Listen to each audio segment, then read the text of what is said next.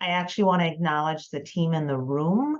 They'll be helping us move through some of these things. We ask that you also just make sure you have your name, your pronouns, and in the chat, if you could put in your location and organization, also put your organization in your name if you can. It's a long amount of stuff to write. But again, our tech person is Stephanie, and if you need any help with accessibility, please let us know. She'll make sure that we're able to make sure everyone can hear and see what's going on in the room. Okay, so I want to jump to slide 5. Just a few requests from the team today.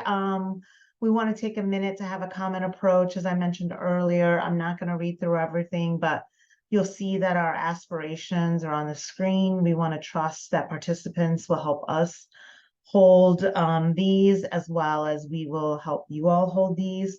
We ask that folks hold their questions till the end. Feel free to put them in the chat throughout. Actually, we can address them throughout, and there's time we will, but definitely we'll get to these questions at the end. And then I'm going to kick it back over to Eddie to get us started. Thank you, Dua. I'm truly encouraged by all of your presence. I know there are many things going on, but yet we're here today. And I do want to just kind of provide observation of the moment that we are in, because there's a lot of trauma, a lot of natural disasters, human-made disasters, just a lot of, oppressions, on our human and civil rights. I just want to make sure that we are a resilient people. And yet, as part of the resilient people, New Breath Foundation, is supported by all of you and many of the people who believe in our work. And so I'm grateful for your trust in us, and as we continue to, share our love language, right, which is to be service of people. And New Birth Foundation's work is really rooted in racial solidarity. And so as Asian Americans, we're definitely beneficiaries from the civil rights movement and many of the struggles that Indigenous and African American communities have really sacrificed and fought and died for, right? So we can have many of the privileges that we're enjoying right now. And so as we work toward bridging the gap of inequity in the distribution of resources within the Asian American, Native Hawaiian, Pacific Islander community, we have a responsibility to advocate and fight for the equity of people of color. But that's why we stand on the value of collective learning, collective healing, and collective liberation. Just like the Black Panthers movement, right, that is started in Oakland, California, that really inspires organizations like the Red Guards who started in San Francisco, and the Iowa Clan who started in Southern California, that really kind of focus on self-determination, right, of the Asian Americans and folks.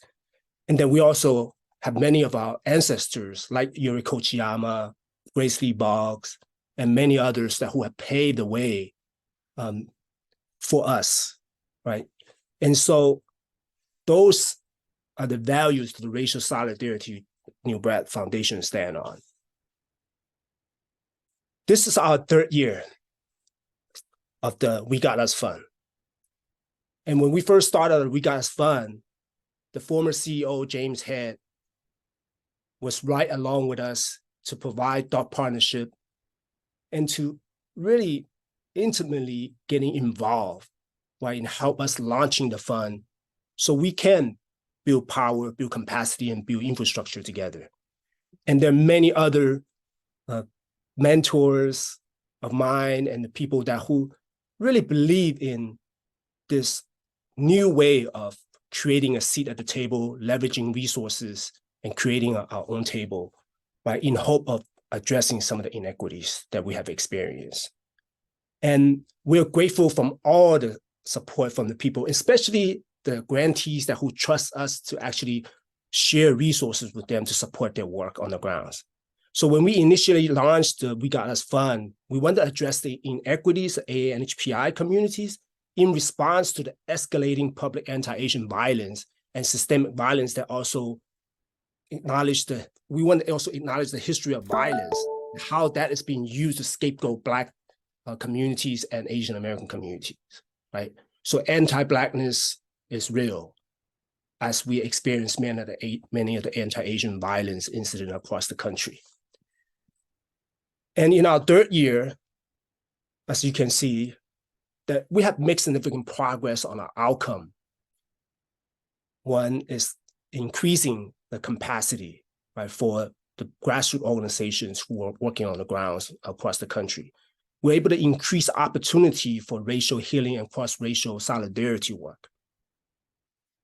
And increase leadership pathway for those who have lived experiences of incarceration, detention, and deportation to philanthropy.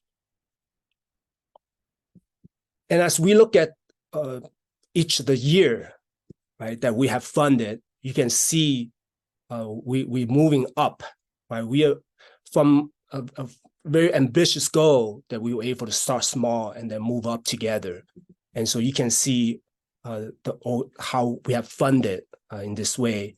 And then we also want to show you that where our grantees are located across the US. And there are a lot of blank spots.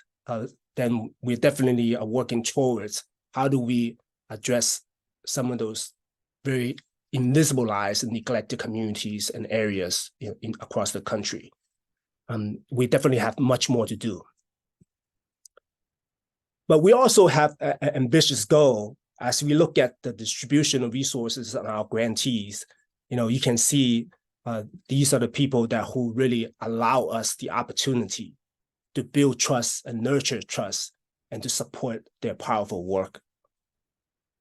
Now, what's going to happen? Where are we at and where are we going to go, right? When we look at by the end of this year, right, the staff are actively, finishing up some of the processes. But by the end of this 2023 grant cycle, We Got Us Fund would have moved a cumulative of $5.65 million in six-figure direct trust-based grants that rooted in building power for AANHPI racial justice movements.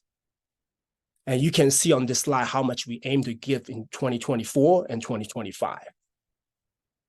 And over the last 3 years, we have learned and seen how trust-based philanthropy is healing to our grantee partners.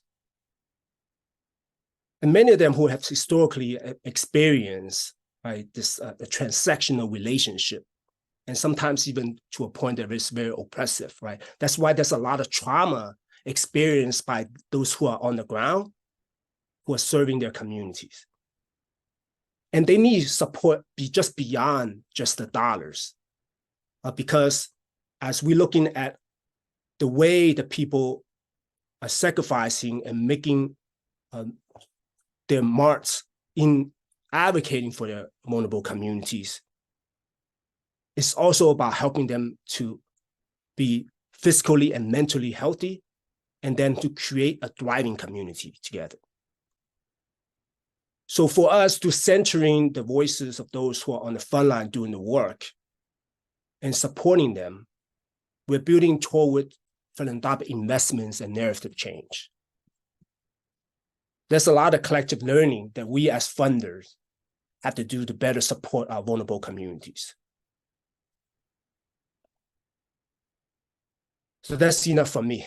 I would like to turn this over to Dua. Thank you, Eddie. So for all of the new folks on the phone, and even for those who've been a part of this work, you may not have known the history or the past piece of this, but want to reinforce Eddie's point about this fund really being focused on some of the most invisible, even within our own communities, and really investing in organizations that are uplifting that. What I want to do next is actually just show a quick video of some of the grantees and the work that's been done this year, especially to update folks who haven't had a chance to get caught up, and then we'll jump into the panels. Thank you.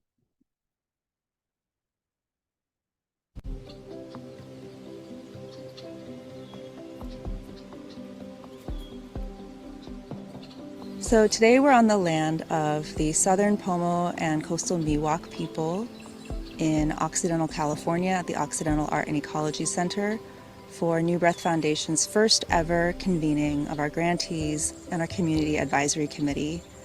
We brought together 33 people from all over the continent to meet each other in person for the first time since we started the We Got Us Fund 2 years ago. My favorite thing about working with New Breath is they are a foundation that supports community wholeheartedly. Here you go, here's some money. We trust you, you know what's best for your community, and we know this money and this funding is going to support you, and that we trust you in this work. And that trust-based relationship is so important.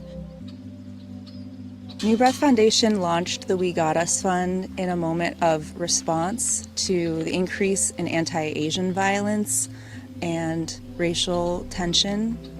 And we set out with the intention to offer our communities who have been organizing in the struggle for long since before these recent crises, unmitigated support in the form of general operating grants that were unrestricted and didn't have a time period set on them. We wanted to embrace this really radical version of grant making because we know as community organizers ourselves what these organizations and these movements really need. The reason they're leaders is because they came from the community. Their strength is from the community. Their power is the community. This convening is the next step in that process of bringing folks together to help our community create networks of support that go beyond the grant dollar. While we offer capacity building in many of the traditional ways that grant makers do, we also know that it's the relationships and the connections and the mutual aid that our organizers offer each other that is invaluable. And that's really what this space is about providing. I love that about New Breath, is that not only making changes in our community, they provide us with resources so that we can fight the fight, but that they embrace us as we are part of New Breath Foundation, that we are this family.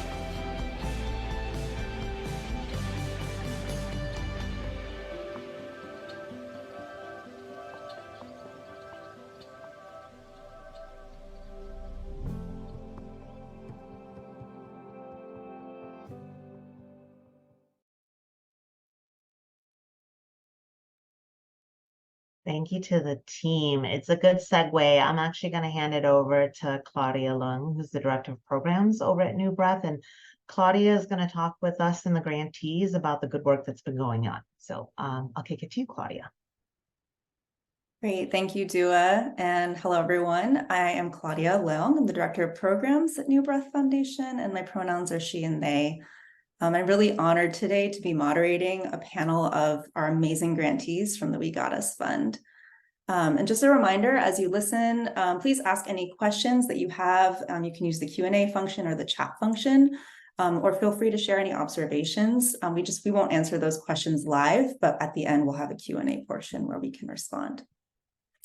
Without further ado, I'd love to introduce our amazing grantee panelists today. Starting with Jamie Miller, who is representing Ekolu Mea Nui, based in Hawaii. Jamie is the co-founder and president of this incredible organization. They are doing so much to transform Hawaii's justice program using Native Hawaiian cultural practices and values.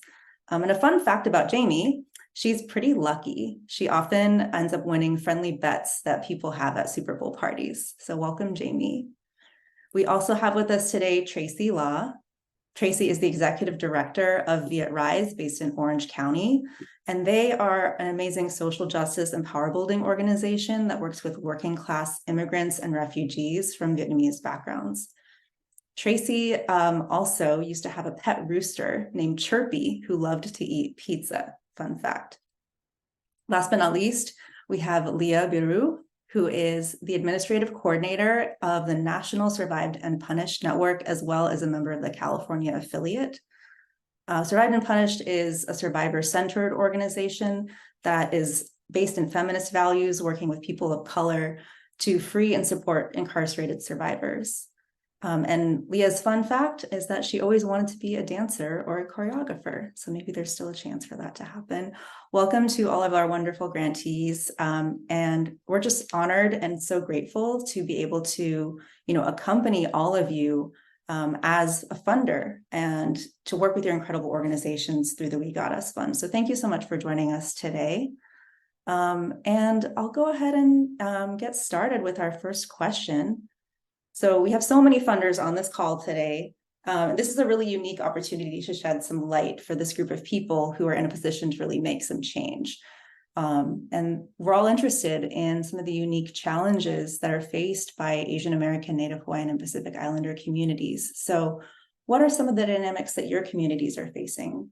And I'll start with Leah. Thank you so much, Claudia, and the New Breath Foundation team for having me here today. It's an honor. As you may or may not know, Survive and Punished has maintained a unique model for nonprofit up until the beginning of this year, in that we are a collective, and that all members have been volunteers since the formal founding of it in 2016. And because of that, capacity has always been or posed the greatest challenge for the organization in terms of just like the way we stick together and how we want to be organized as collectives.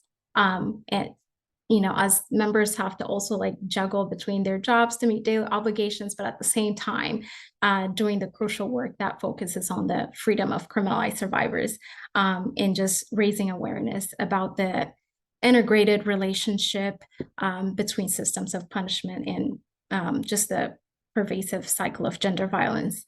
And so the work that we do, similar to many organizations and their visions, is nonstop because of the issues that we are constantly facing.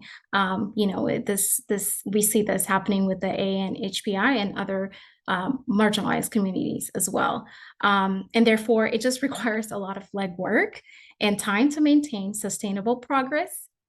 So when we think of members doing the work on the front lines, as well as just being engaged in just governance and administrative and just programs of the organization, capacity has just always been our just greatest challenge. Thank you so much for naming that, Leah, and thank you so much for your leadership and showing a different model for how organizations can be structured and can function. And next, I'd like to go to Tracy with this question. What are some of the challenges in your community? Hi, everyone. Greetings from Belgium. It's really great to be here with you all today. So like Claudia mentioned, the mission of VitRise is to advance social justice and build power with working class Vietnamese and immigrant communities in Orange County. So organizing to build power for this community involves confronting both the people in power and the systems that keep us in these conditions. In Orange County, we're the largest Vietnamese community in the world outside of Vietnam. And for decades, we have been represented by right-wing Vietnamese politicians who not only dominate, but distort the story of who our community is and the challenges that we face. They're out of touch with our true identity, which is primarily a working class renter, immigrant, and refugee community that became a large target during the mass incarceration era of the 1990s, and are now a target of mass detention, deportation, and displacement.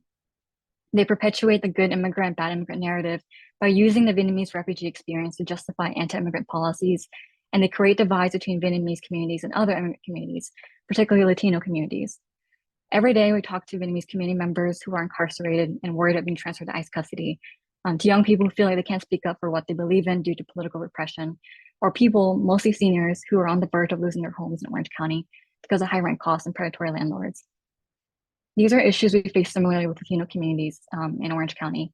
We're the two largest immigrant communities in the county, and we share a lot of these similar experiences of detention, incarceration, and deportation, but our Vietnamese politicians feel narratives and policies that sow distrust between our communities.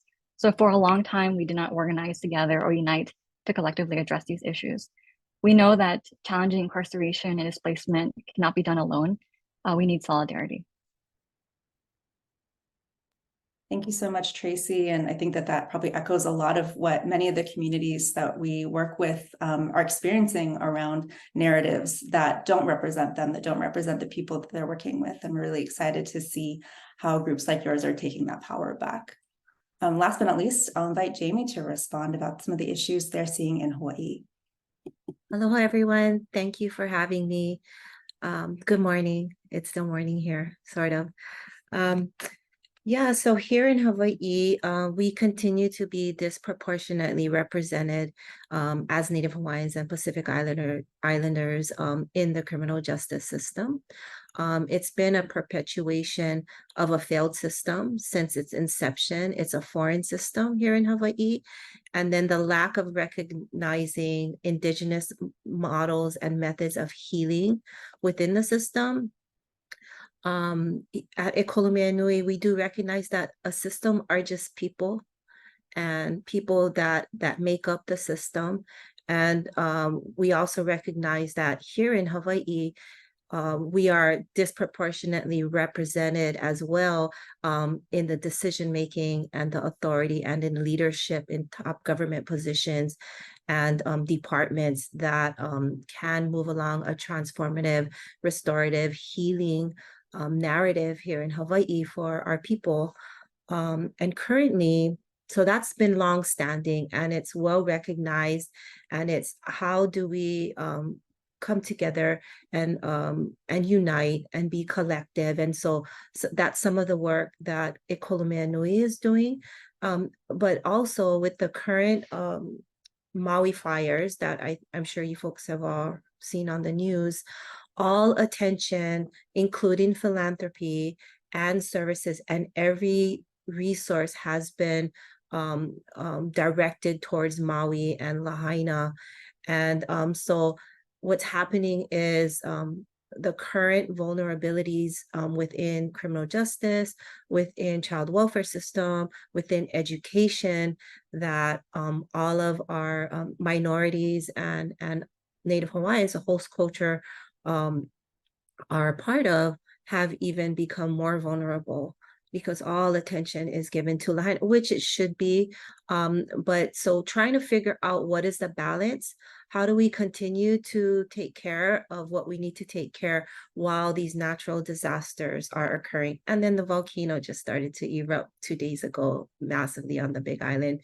So air quality is happening. So I think that's always going to be a challenge for us here in Hawaii. And how do we continue to heal and respond in an appropriate way that is equitable across all people and all residents here in Hawaii, while things that occur out of our control happen. So thank you. Thank you for that response, Jamie, and for that reminder of just the ways that all of our communities are so impacted by these multiple issues that are happening at the same time, and particularly how different issues can shift focus for a lot of us, including philanthropy. And so, we're really so intentional about wanting to sustain our relationships and sustain our support over time. And during the time that we've been able to support your organizations, we've seen a lot of hard-fought wins and shifts that happen both in the public sphere as well as the community level. So we would really love to know for our next question, and thinking about this issue of public safety, particularly within communities of color, which is an issue that all of your organizations touch on, what are some accomplishments that you and your organizations have had around these issues? And I'll start with Tracy with Be It Rise. So kind of similar to what I was talking about earlier, but some of our biggest wins have come out of the solidarity work that we had been able to build with Latino immigrant communities. When Be It Rise first formed in 2018, we were in the middle of a Trump attack, literally in Orange County, trying to fight against the sanctuary bill that just passed. And so local city council members were joining in that effort to denounce sanctuary and call and to continue to perpetuate the bad good immigrant narrative. And so for the last 5 years, the work that we've done to build solidarity with Latino communities has culminated in the passage of the strongest rent stabilization ordinance that has ever been passed so far in the state. This could not have been done with just Vietnamese people. It could not have been done with just Latino communities. It was the fact that we came together to make this possible. In 2017, when the city ended up enacting Deportation Defense Fund, we found actually over several years that it was not addressing or serving Asian communities in the city of Santa Ana. And so we got together with Latino community members and we fought to expand the Deportation Defense Fund so that it served other communities like Vietnamese and Cambodian community members that were facing detention and deportation. So those are some of the biggest wins, and it came out of a true sense of building solidarity and recognizing that building power is not just going against, elected officials and politicians, but in building the community strength on the ground to organize and advocate together. It's really incredible to be able to see those results in just a few years' time, Tracy, and thank you so much for the incredible work that you're leading there. And I would love to hear next from Jamie about some of the wins that you all have had on the islands. Thank you.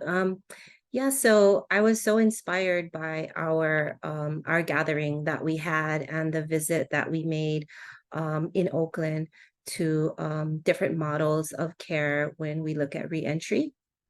And so it had been something that we've been working on for a number of years, responsive reentry. And so we at Kolomenu, when we got back to Hawaii, we were in the throes of coming together and collaborating with other justice involved and justice advocates organizations across the state and putting on a reentry summit.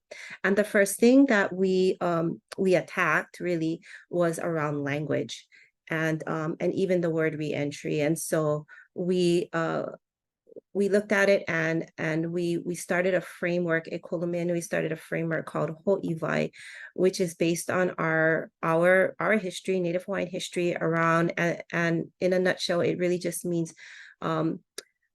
giving something back better than when it came to you. And it's around water. It's based around water, and water for Native Hawaiians is the richest resource you can have. And so that got adopted statewide as a framework in this reentry space. And what that means, so right now what we're doing together, we're partnering across the whole state, which has never happened before because we are separated, by ocean. So it's really been every island take care of itself. But across the whole state, we've accepted that framework. And now we are building the picture to go into that frame. And so that's a huge win because we've never done that before. And another thing that we've been working on specifically for Ekolomeanui has been that we are definitely volunteer-based from its inception. And now we've moved into being able to provide stipends for interns. And so our partnership with the university post-high people that are at the law school of law and also in social work that are interested in criminal justice reform have become interns with us. And so now we are able to go into the prison. So we got a brand new MOU with the state prison, and our interns are able to go in there and teach around restorative justice methods. So it's a huge win for us. Thanks. Those are some very incredible wins and some things that are happening both systemically as well as within the community. So that's really great to hear about. Thank you, Jamie. Leah, how about you? What are some of the wins for Survived and Punished? Yeah, so yes, in the last few years, we Survived and Punished also had like some major wins and also major shifts in community solidarity dynamics. Mainly, again, around the issue of public safety for communities of color. And this is like an issue that we all face and really is like problematic for all of us. So as part of the work that we do at Survived and Punished, and that has been like a really part of our strength and something that we really leverage on is participatory defense campaigns. That is basically to just make to educate the public and make the public aware of an issue or like any active campaign that we may be having for an individual who might be facing prison, deportation, and such issues. We really, and in that way, we really engage and encourage folks to just be involved in any capacity they might be able to. to support a campaign and secure a win. And for us, a win is always just the freedom of survivors. And so the way we do that is just through encouraging these participatory defense campaigns and just calling on community members to show up for each other in solidarity. So anytime we involve the public, whether it's to just like make a call to the DA's or governor's office, you know, and or other public officials for endorsement of any individual freedom, just showing up in court, just you know, holding rallies and just, you know, contributions through donations and all these activities done in an effort to put pressure on the DA or the governor to just demand release and safety for criminalized survivors. So participatory defense is what brought home Wendy Howard in California, you know, Tracy McCarter of New York, Alicia Walker of, you know, Chicago, and myself as well. You know, participatory defense campaign is what really brought me home and just secured my freedom in 2020. It just has an effort, like just this effort to organize together in this way also has like a way of fostering cross-racial solidarity and bringing people from different communities together, people who otherwise wouldn't be, you know, probably doing so because of the good versus bad immigrant or survivor narrative that's just been used against us, you know, for so long. And another aspect of a huge win for us in California is also the passing of AB 1306, also known as the HOME Act, which will protect immigrants and refugees from being transferred from prison or jail facilities to ICE detentions. And it has passed by a majority of 29-9 vote from the Senate floor. So we still have a bit of a way to go because we are now waiting for the governor to sign it, but we will continue in our work that has served us so well, which is this participatory defense campaign. Thank you. Thank you, Leah. And it's really wonderful to know that, you know, you're not only an organizer with Survive and Punish, but you're also a directly impacted leader. And that is such a, you know, an example of the kind of work that we want to be supporting through the We Got Us Fund. So we have almost run out of time for our grantee panel, but I did want to just make sure we had a very brief moment to ask you all this last question. So maybe in just a few words, if we could each hear from you, you know, how has being a We Got Us Fund grantee impacted you in terms of your work or your life? So just something very brief to kind of leave us with. And I'll start with Jamie. Thanks. Yeah. So being a part of We Got Us Fund actually has expanded the potential solutions for Hawaii by networking and hearing the different stories. And it also solidified the importance for justice involved to be at the table and have a voice. And so we are really, really, we recognize that and we implement that. And I was able to bring my daughter right over with me, who's part of, this is a family-run organization.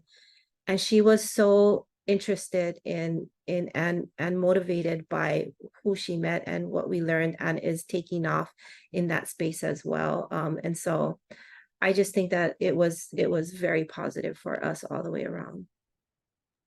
Thank you, Jamie. And it was such an honor. And we're so grateful to be able to bring you and have you meet with us and be able to be a part of the community building that we're doing together that way.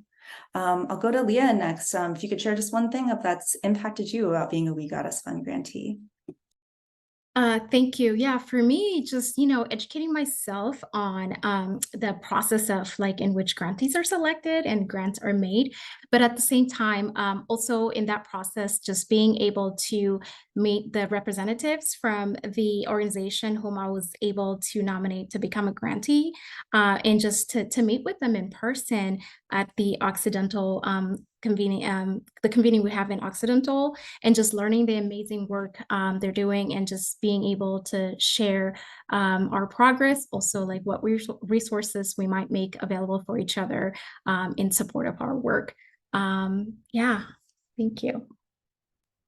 Thank you, Leah, and thank you for your leadership as a part of our community advisory committee and recommending organizations for us to fund, including, if I can say, Viet Rise was one of your recommendees from last year. And so Tracy, I'll have you answer this question to respond. What has it been for you to be a We Got Us Fund grantee? Darn, I was going to highlight that Leah actually nominated us. Well, one of the biggest things that came out of this grant was we were able to make our immigrant justice coordinator a permanent position at Viet Rise. So the person you saw in the video before, Tin Nguyen, is now our immigrant justice coordinator. We had actually ran a campaign for him, a participatory defense campaign with him and his family to get him out of ICE detention in 2020. And just a few years later, he's now our immigrant justice coordinator, leading our deportation defense work. And it's been really awesome working with him. He's an incredible person, and all the people we met at our meeting through that work, through our program, has been really transformative. It's been a really beautiful process to be part of. And last I'll say is that it really has felt transformative the way that NBF does your grant making. You trust us, and you provide unrestricted operating grants. This is not something we see often, and you continuously provide us support every month. I look forward to the monthly newsletters. They're very helpful. And that's something that's really deeply appreciated. Thank you so much, Tracy, for that just response. And you'll keep hearing from me in the monthly newsletters. Thank you so much again to all three of you for joining us today as panelists. We'll ask you to stick around for the Q&A at the end to see if there's any questions. But without further ado, that concludes our grantee panel, and I'll turn it back over to Dua to lead us into our next portion. Thank you, everyone. I just want to personally say it was really amazing to hear from all the grantees, and especially how deeply rooted you've all been in that cross-racial work. I think sometimes people forget that about API communities and our longstanding history in working with communities of color to move social justice issues. So we're going to do a few minutes in hearing from some funders, and I want to make sure we leave room for Q&A. You all see them here. I'm not going to list them off. They have amazing bios. But I actually want to jump right in to asking them some questions. So if we could just go straight to bringing them all in the room. And I actually want to start with Maisha. Sorry, are we pinning everybody or just my face up there? So I'm just making sure I see everyone. Okay. Maisha, one of the key focuses for New Breath, as you saw from the panelists, is really around invisible communities, even within the AANHPI communities, including those who are formerly incarcerated and currently incarcerated. Tell us a little bit about why you think it's important to fund this work in AANHPI communities, and what brought you to New Breath and why you think it's important. So go for it. Okay, thank you all so much. I really just want to, before I start, extend my gratitude just to Leah, Tracy, and Jamie. That was really incredible. It was so beautiful to hear just how you all have come to the work and the incredible work you're doing. So before I start, I just want to really extend my gratitude to you all and to New Breath for inviting me into this sacred space. So thank you. So again, my name is Maisha. I'm with the Libra Foundation, and we began funding New Breath, I believe, a few years ago. I should know this, but I don't exactly know. It feels like it's long overdue for us to fund.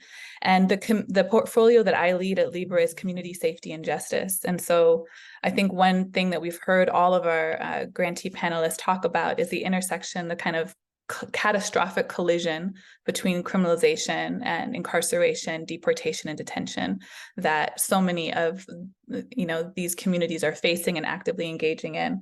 And my experience at Libra has really been with other criminal justice funders, and I can't emphasize enough how overlooked AANHPI communities are within criminal justice funder spaces. We are not talking enough about marginalized communities that are really so centered every day of their lives in this kind of hellscape of criminalization and incarceration and deportation.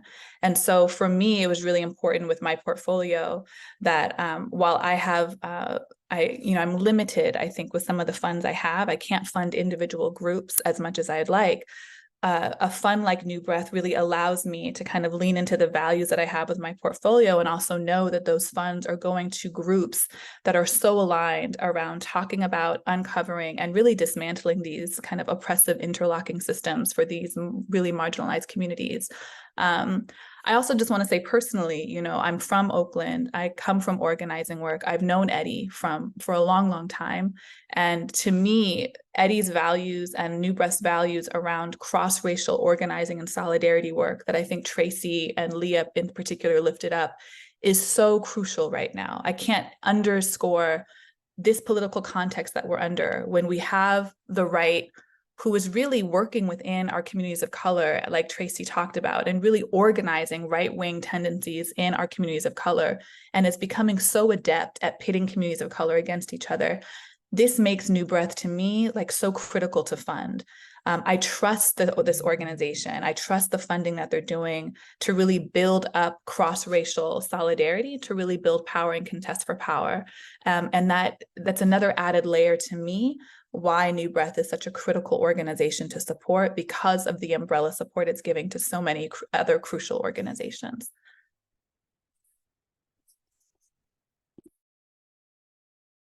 Oh, I think you're on mute.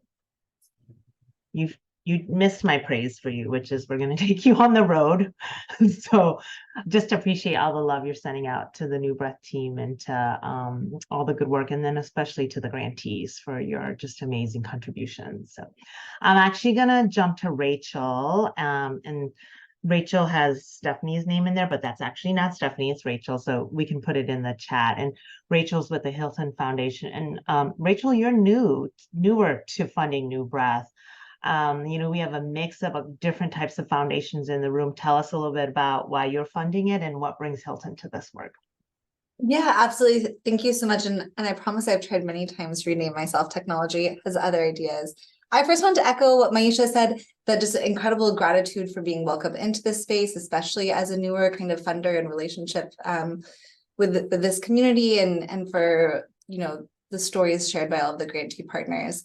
So the Hilton Foundation, we're based in Los Angeles, California, and I'll be really frank, up until 2020, equity was incorporated into each of our program initiative strategies. It was a core component, but we didn't have a mechanism, a standalone fund, in order to support racial equity or really any kind of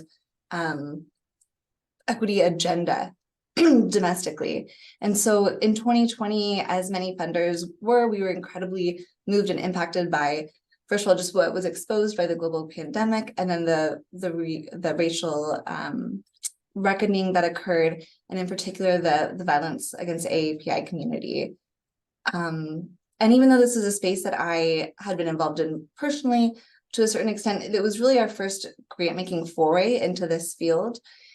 And the reason that we moved forward with the New Breath Foundation, really, I mean, Maisha, you kind of stole all of the thunder, I think, from all of the funders when you named you know, the incredible resources that New Breath provides. So first of all, we were able to engage directly with Eddie, hear his story, learn from his experiences.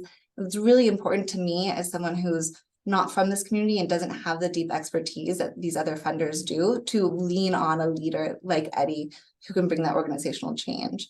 And then similarly, I don't have that ability to reach deeply into the community and provide, I liked how Eddie put it, to ensure that these organizations are fiscally and mentally healthy. I mean, be able to provide technical assistance, it's not just about, you know, meeting financial requirements, but really organizational health and strength was important to us. And then the last piece I would say is that racial solidarity piece, especially, so I know New Breath is based in Oakland, we're based in Los Angeles, California. Racial solidarity is something that the community here is always grappling with and trying to kind of strengthen and support. And so that aligned really well with what we were looking to do. And New Breath has been a great learning partner. We brought Eddie into the organization to speak with our staff, and just feel very, very lucky, honestly, to be able to support this work. So thank you so much. Thank you, Rachel. And I'm just going to pivot over to Isela. Recently, I got a chance to speak to the Kellogg board about language justice and the overlap with racial justice. And I remember Kellogg funding anchor organizations of color like a decade ago when I was in DC. You guys have been funding this for a very long time. Would love to hear some lessons learned and also why you guys are showing up with New Breath today. I hope folks can hear me just fine. And unfortunately, I'm in an airport.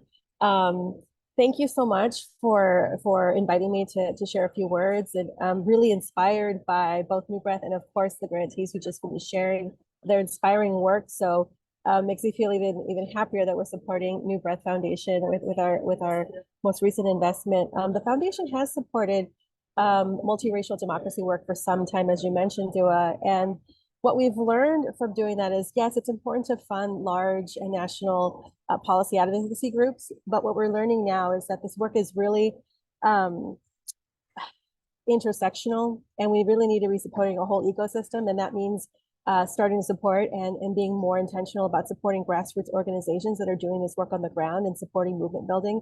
We know that folks that are doing this work, it gets tiring and there's burnout and there's a lot of issues, and it's really important to support healing within that as part of that justice movement. And so our team, I'm part of the racial equity team, we've been really focused on making sure that we're connecting racial healing work, which is really relationship and trust building, which came up a lot already. Also narrative change and community power building, all those things are connected. And so we've learned that we need to really do more of that because it's hard on the people actually doing that work. And so we also know that the AANHPI community has not been funded at the levels that it needs to be funded, and including our organization, and we can all do more. And I'll be the first to say that about our organization too. So being really intentional and partnering across our organization with other teams and making sure that we're not invisibilizing the community and that we're also supporting the community in ways that they need, not the ways that we assume that they need, because no other, just like other communities, the AANHPI community is not a monolith. It's not one size fits all. There are different needs, different issues that folks are working on, and we need to be proximate, be humble, and be willing to learn. So I'll stop there. Learned a lot of lessons, some of them by trial and error, and some of those making mistakes. But showing up as a good partner means owning those and really trying to listen more carefully to what folks are telling us. So I'll stop there.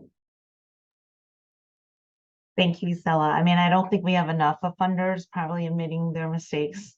So we're gonna really acknowledge that. I actually want to say just a few words and then I want to open it up because I saw some questions in the chat. You know, I think my closing words are about like a month ago, Eddie asked James, me, Jonathan, and Ray Komenar to come have Thai food at his house. Once you join New Breath, you always end up at Eddie's house somehow. And I live in Elk Grove, so it was not close, but I was still at his house. And part of what he wanted to bring us together to think about is like, how do we continue to be bold and support this community in this work beyond any one fund? And it wasn't just about New Breath, but really bringing philanthropy into this and a partnership in a different way.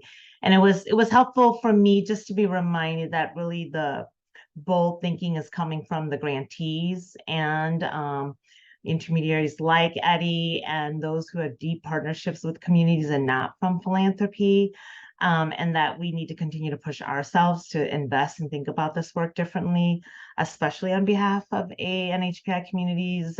So I just want to do a call out to all of the funders in the room to continue to push AANHPI issues with your own foundations and new foundations, because unless we continue to do that, we're gonna continue to leave this community out. And I don't think it's fair to have the onus just on the grantees to be pushing. And this conversation is really about a partnership between philanthropy and communities to continue to do this work. So thank you to Eddie and the team for pushing us, and just want to make sure that I note that.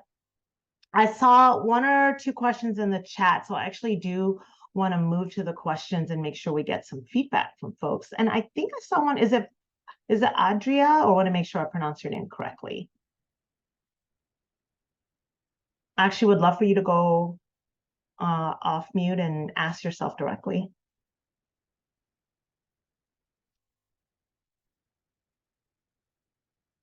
Hi, sorry, can you hear me?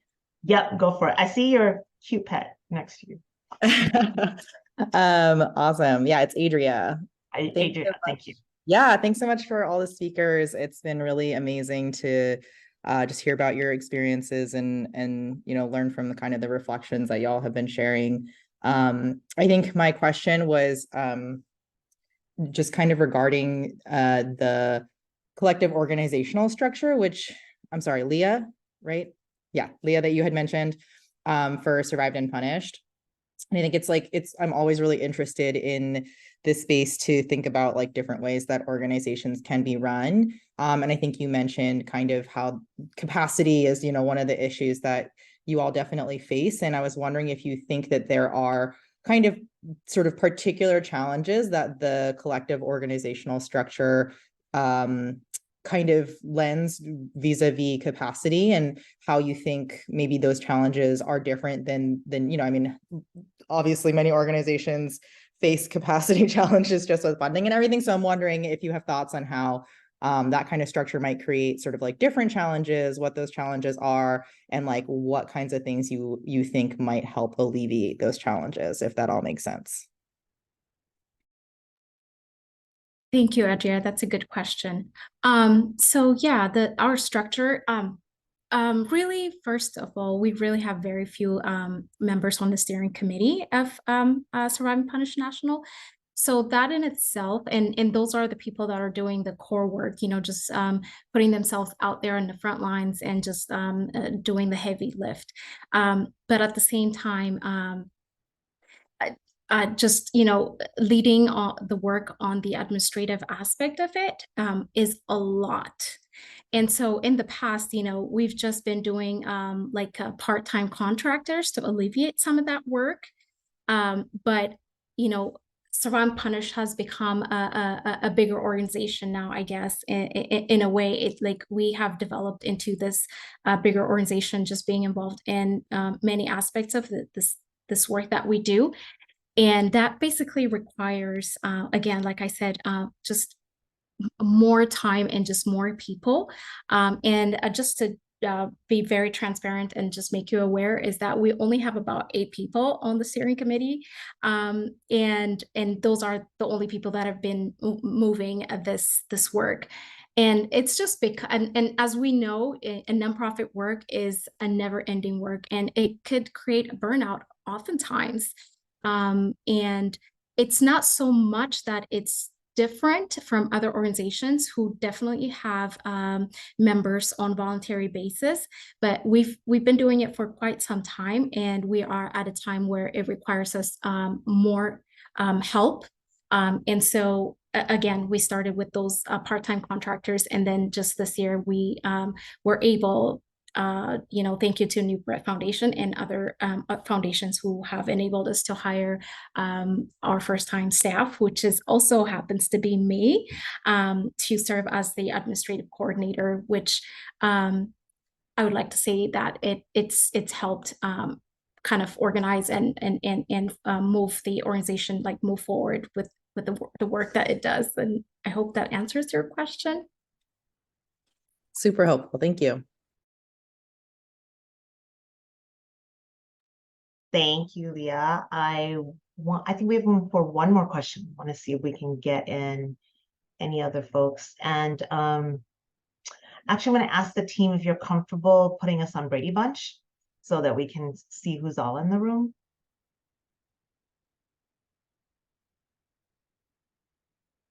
And I am getting, sorry, a ping on one question. Okay, so I will ask this last question and they can go to funders or grantees. The question is about there being a lot of young people coming into philanthropy now, a lot of young people of color joining philanthropy. What advice would you have for those folks about how to move forward and support AANHPI communities? And I'll open that up to grantees as well as funders. So maybe I can take 2 respondents, 1 from each group. Any takers?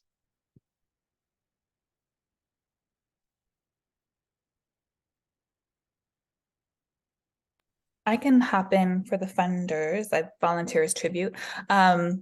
Well, one, I think it's, it always trips me out that anyone would go into philanthropy. Just like, do you have an idea of going in? Like, who knew that that was a thing? I didn't know. But so great, good on you for coming into philanthropy. That's great.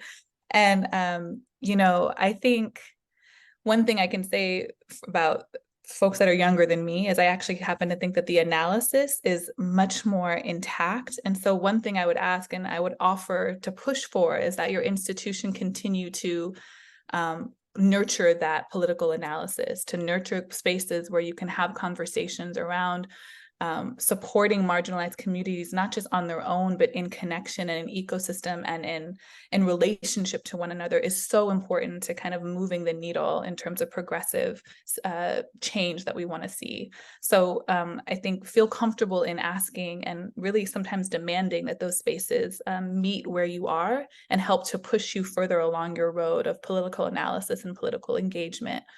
Because all of those things feed into being a better grant maker and being a better funder, and just continuing to stay connected to the folks that you're resourcing or helping to resource. I think that is like the number one thing. I think Jamie, I can't remember who said it. Someone lifted up just listening as a funder. And I think that's intergenerational advice, right? Just being a good listener, being humble, and really understanding that your role is to really facilitate information and resources. So the information you bring back into your institution about why the work that our grantee partners are doing are so critical to making social change. And just, I hope you stay in philanthropy a long time, because we need you until these institutions are no longer needed, because we've progressed in our society.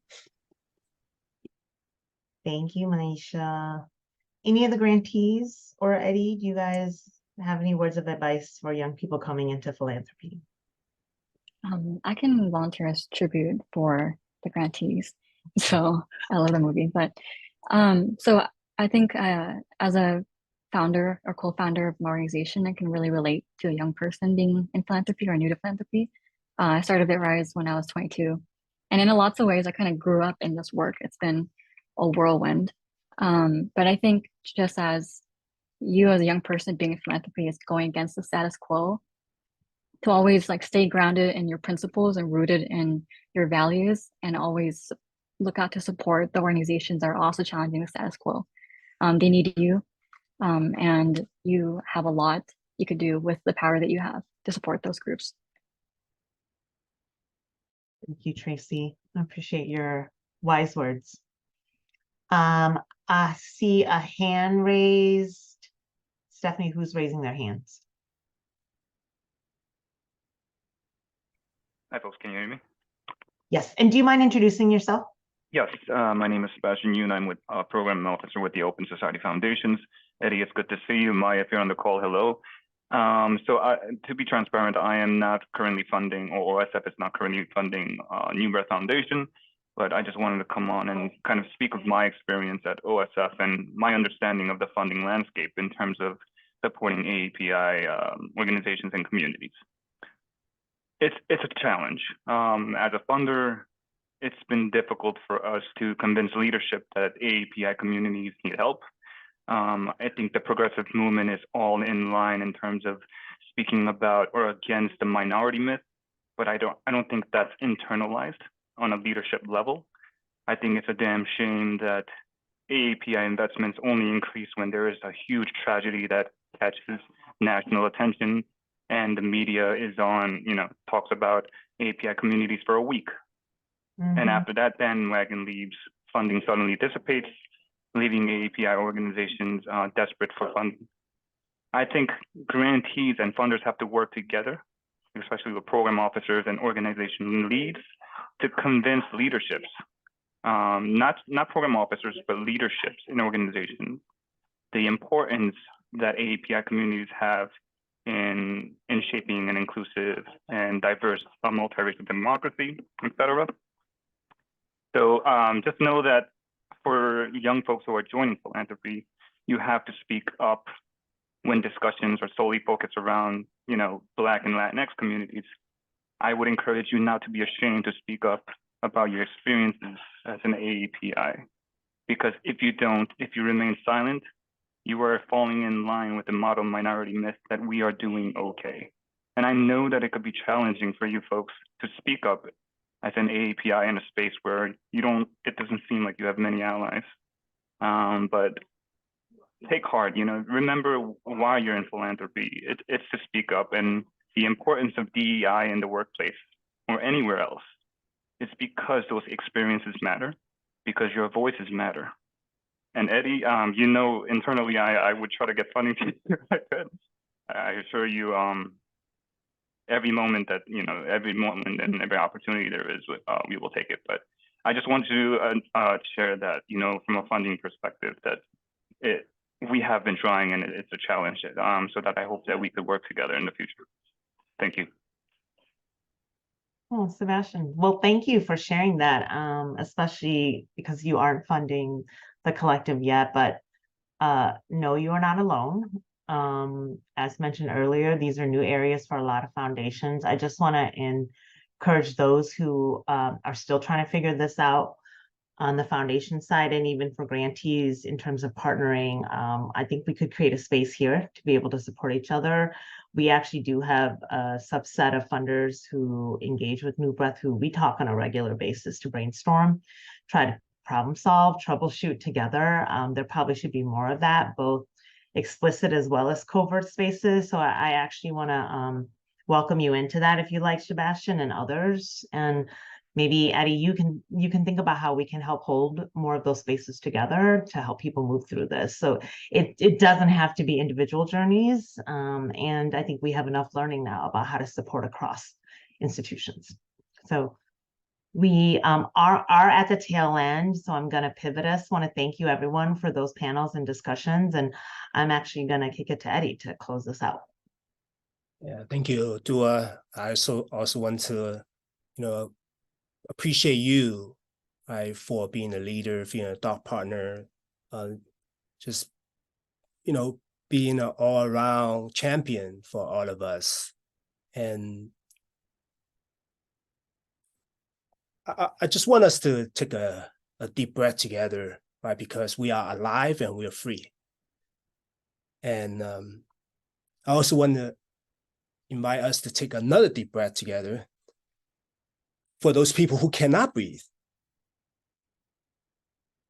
And as we are closing out, I'm reminded of what Dr. Clarence B. Jones shared with me when I met him in Seattle at the ComNet conference.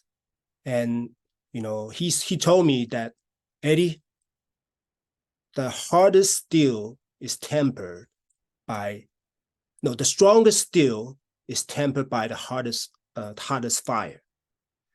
The strongest steel is tempered by the hottest fire.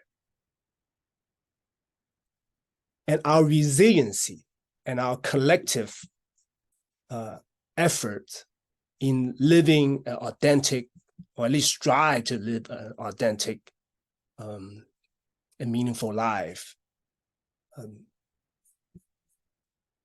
And our many challenges that we have experienced is what make us strong and make us resilient in the work that we do.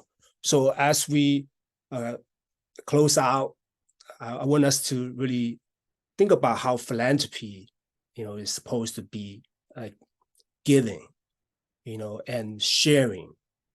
And it's about,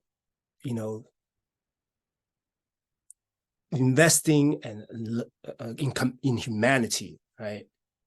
And so how do we center healing as we continue to engage this challenging work? And sometimes it's very rewarding also, right?